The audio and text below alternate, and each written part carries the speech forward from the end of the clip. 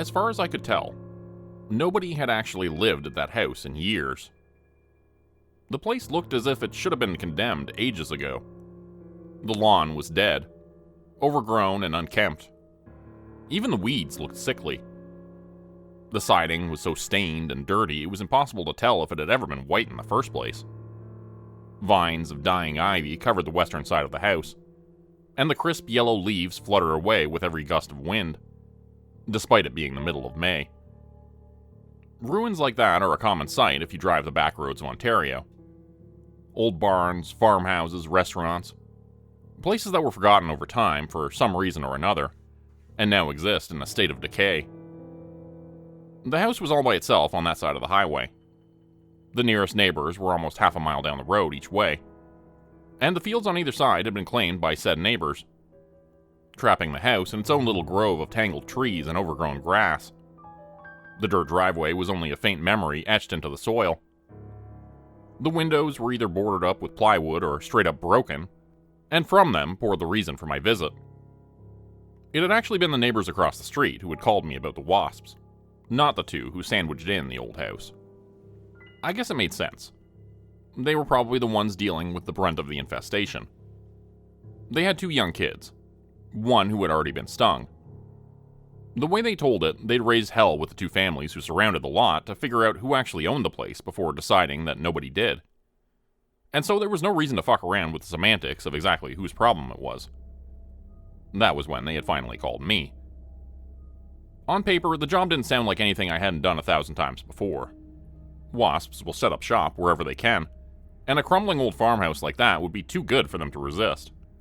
Hell, as soon as I saw the pictures of the place they included in their email, I had a sneaking suspicion I was going to find several generations of comb from several generations of wasps there. As for exactly what kind of wasps it would be, well, that was where this got interesting. See, in Ontario, there's primarily 4 species of wasps you're likely to find: paper wasps, yellow jackets, bald-faced hornets, and mud dauber wasps. I've dealt with all of them at one time or another, and while I'm hardly an entomologist, I can generally tell them apart. My clients managed to send me a picture of one of the wasps they'd captured, though, and it didn't look like anything I'd ever seen before. To start with, this thing was big. It looked as if it was almost as long as my pinky. The shape and coloration reminded me a little bit of a tarantula hawk wasp, with the long, narrow black body, although the wings seemed a little larger and were also black. The head looked unusual for a wasp as well, with larger mandibles like a termite. I'd never seen a wasp like that before. Not in Ontario or anywhere. My first thought was that it came from an invasive species, but exactly what it was and where it came from was a mystery. I saved the pictures in a folder on my laptop. I've got a friend who knows a little bit more about wasps than I do, so I figured that maybe he could identify them. I was going to hold off on emailing him until I could get a little bit more data. Maybe some photographs of the hive and the comb itself. Hell, even a few bodies. I still haven't gotten around to that. I'm not sure he'd even know what the hell they were. In fact, I don't think anyone I know would know exactly what kind of wasps they were. Call it a hunch. When I got to the abandoned house, the place looked like the perfect spot for a wasp's nest, and I could already see a few of the fuckers buzzing around the windows. I stopped by to speak with the neighbors across the street first and get into my bee suit. I used a thicker one and wore thicker clothes underneath. I was probably going to be sweating my balls off, but judging by the pictures I saw, I had a feeling these wasps would shred me if I didn't take any extra precautions. Once I was done with the neighbors, I moved my truck across the highway and up the worn dirt driveway, towards the rundown house. I could see some foraging wasps buzzing past my window. There were a lot of them, but they weren't swarming. Not yet. They didn't pay too much attention to me when I parked my truck and got out. I got my shop vac out of the back of my truck. I often use that to suck up any swarming wasps to get them out of the way. It's a little crude, I know, but it's effective. Once you find the entrance to their hive, just put it right beside it and watch their numbers dwindle. I fill it with soapy water to quickly drown any wasps who get sucked inside. With my shop vac in hand, I headed for the door of the house. The front door probably should have been locked, but someone had forced it open. Maybe one of the neighbors. Judging by the rotted state of the wood, it probably hadn't been difficult. The inside of the house was dark, save for some light coming in from a few broken windows, and holes in the roof. The wasps continued to swarm around me, some of them agitated that I'd come onto their property. But if any stung me, I didn't feel it. The first thing that hit me was the smell. That sickening, sweet stink of decay mixed with the smell of rotting wood. My first instinct said that something had died in there. Maybe a raccoon or something. It had probably been killed trying to get to the hive so it could eat the larvae. The smell was intense, though. Almost too intense for just a dead raccoon. I turned on my flashlight and scanned the area around me. Plenty of wasps and broken furniture, but no obvious, immediate sign of a hive. I drew nearer to the walls, feeling the floorboards creak under my weight. It was possible they had built their nest between the drywall. At a glance, that would be easy to miss. I spotted a few holes some wasps went into, but there didn't seem to be all that much activity there. A quick trip through what used to be the kitchen and the living room yielded no better results. There were plenty of wasps, and they were starting to get more and more annoyed with me, but nothing that looked like the entrance to a hive. I figured it was possible they'd set up shop elsewhere, most likely in the basement where they could go about their business more or less undisturbed. The more I looked around, the more likely that seemed.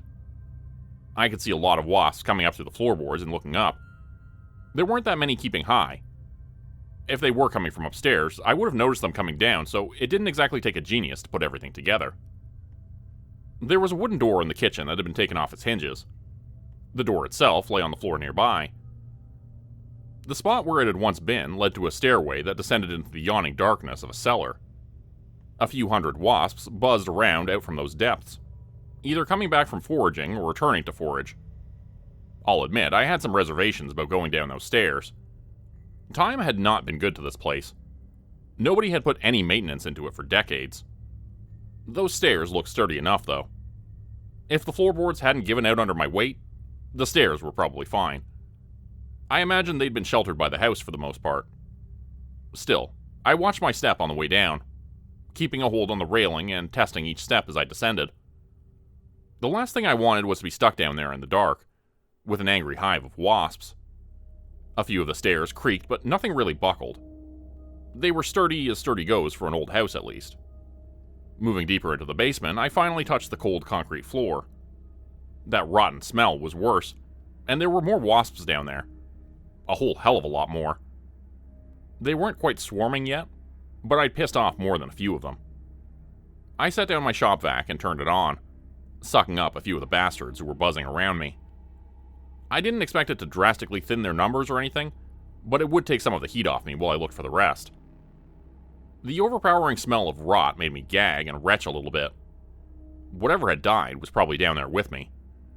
Maybe it wasn't a raccoon after all. Something bigger, probably. I tried to tough through it as I wandered through the basement, dragging my shop vac behind me and waving the nozzle around to try to suck up as much of those bastards as I could. There was a little bit of light down there from an old cellar window, and I had a flashlight on me to make it easier to see. The main area of the basement was a nearly empty concrete cellar. I spotted some large, damning cracks in the concrete with some wasps that clustered around, and for a moment I was actually worried that they'd built their nest into some sort of hole in the foundation of the house. It would have been a bitch to remove, that's for sure. Staring at the concrete, I heard movement behind me. A scraping, shuffling noise along the concrete. I looked back, expecting to see something, but there was nothing there. Nothing save for the narrow doorway into another room, at least. I could see wasps buzzing in the beam of my flashlight. Despite my best efforts to vacuum up those who'd taken an interest in me, I couldn't have hoped to get all of them. They were crawling on my arms and on the veil of my hat. I'm sure I must have looked like one hell of a sight. I felt my first sting around then. A burning prick on my hand that made me swear under my breath. It hurt like a son of a bitch, but it wasn't that much worse than any other wasp sting I've gotten. Trust me, I've been stung a lot. I vacuumed up most of the wasps who covered my hands, although I might as well not have for all the good it did me. I felt a second sting on my arm, pushing through all the fabric I'd worn, and I couldn't stop myself from swatting it. The buzzing noise from my friends in the basement was getting louder. Oh, I was close to the hive all right, and they were not happy about it. Still, I moved forward, walking over to the next room. I've never been a fan of overusing bug bombs and chemicals. They tend to do more harm than good. I prefer to just remove the hive. and use sprays only as a deterrent to stragglers looking to rebuild the nest. But sometimes, bug bombs are your best bet, and this was shaping up to be one of those times. The room ahead of me was dark, and the smell was growing overpowering. It took a lot not to vomit the second I stepped in there. I vaguely remember uttering something along the lines of, "Jesus fucking Christ," as I stepped in and started gagging. I'd say I'm a reasonably tough man, but the smell of old death isn't something I'm used to dealing with. It took a moment to compose myself before shining my flashlight around the room. Almost immediately, I caught sight of the shining eye of something, and it sent me back a step. The eye stared back at me. Brown, gentle, vacant, dead. It was a deer. Wasps crawled along its fur and over its unblinking dead eye. I could see it laying on the ground against the wall. Almost. It must have wandered down here looking for food or shelter and fallen victim to the hive. I suppose that explained the smell, although this one looked rather fresh. I ran my light over its body, and as I did, I noticed another pair of antlers nearby. This set, pure white and free of velvet. The skull they were attached to was nearly bare. Nearly. But that wasn't the most interesting thing about it. My heart began to race as I studied the second deer corpse, which was almost completely skeletal save for some fur and old meat. Mainly because patches of fur and old meat were the only thing clinging to those dry bones. I could see the envelope of a hive built between its bones, clinging to its skeleton and, in some places, growing to surpass it. The ribcage had formed the basis for a reddish hive, with the familiar swirls of a large wasp's nest. And the more I looked, the more unnerved I got. The nest built into the ribcage of the dead deer seemed to completely engulf the animal near its tail end, and as I looked further down, I could see that the hive outgrew the carcass and seemed to spread onto the wall above it, almost completely dominating it. I could see the occasional animal bone poking through the hive's envelope as it rose up through the wall, although in some spots the envelope seemed to be missing, delicately removed, almost as if something had gently peeled it back. With a view of the hive underneath, I drew closer. The comb seemed shiny and wet almost. It was hard to tell for certain, but I was sure that it stank more than the dead deer did. That comb looked less like a wasp's comb and more like a bee's honeycomb. Although whatever liquid they were putting in there looked and smelled absolutely vile. In fact, it almost looked as if parts of the comb had been removed. The wasps were in the process of building new comb to replace it, but I could have been sworn that it had been taken out by something. I'd heard of honey wasps, but I'd never heard of bees who made honey from rotting meat. But this. I'd heard of honey wasps, and I'd even heard of bees who made honey from rotting meat. But this? I'd never heard of wasps who made honey from dead flesh. I suppose it makes sense when you think about it, but if that were the case, then, well, what the hell was eating whatever disgusting honey these things were making?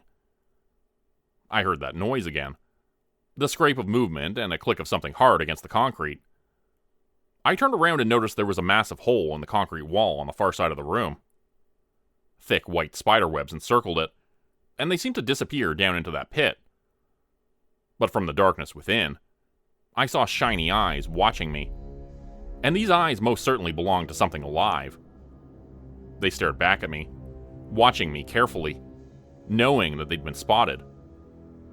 I could hear a low, whispering hiss, as if whatever it was warning me to get back.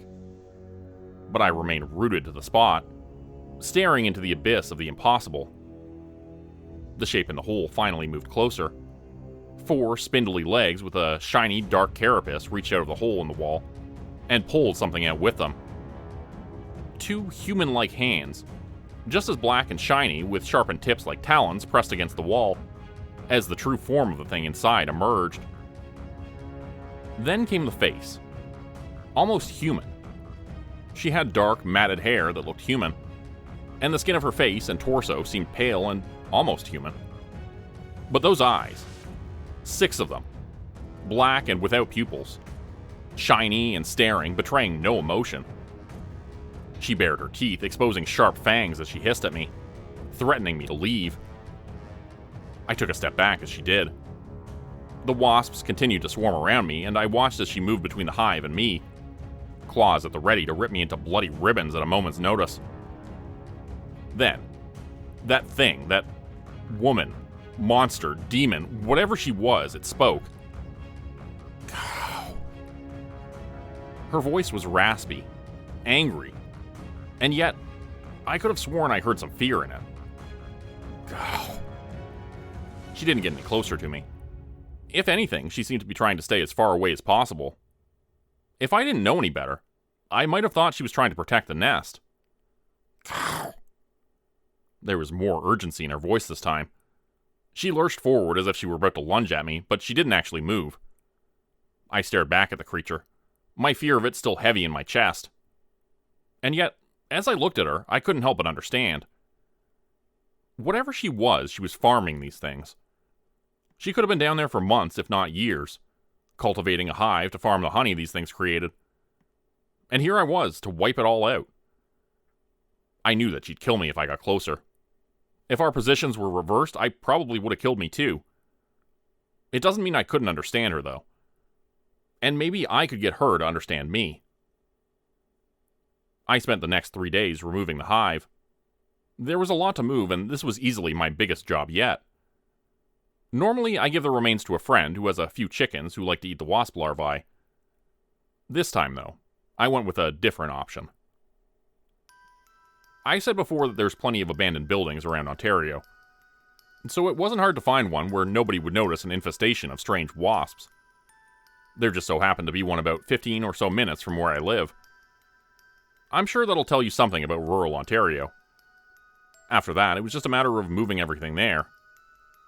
I'm used to removing wasp nests, not putting them in places. But life is strange sometimes. I've taken to calling her Charlotte. I imagine you can guess where I got the name from. Communication is difficult. She grasps enough language for basic communication, but most of the time she just doesn't bother. We have an understanding, though. Every now and then I'll check in on her, and sometimes I'll get some untainted venison for my troubles. Whatever she doesn't need for herself and doesn't need to feed her hive. I still haven't told anyone else about her or her particular breed of wasps. I don't think I ever will. She's not exactly the social sort. And if there are more like her out there, I don't think they want to be bothered. I think the least I can do is honor that. Become a channel member today for early access, bonus videos, and special emojis only available to members. Check out the description below or click the join button for more info. If you'd like another way to help support the channel, please consider joining my Patreon page at patreon.com/JordanGrupeHorror. As a patron, you'll get access to bonus videos and content. You'll be credited at the end of every video going forward, and if you decide to stay for 3 months, I'll name a character after you which will be featured in a Hollow's End story. Links to join the Patreon are in the description. Thanks everyone for listening. Please like, subscribe, and comment to help the channel continue to grow. And see you again next time at 4 p.m. Eastern Standard Time. Hope you have a great night.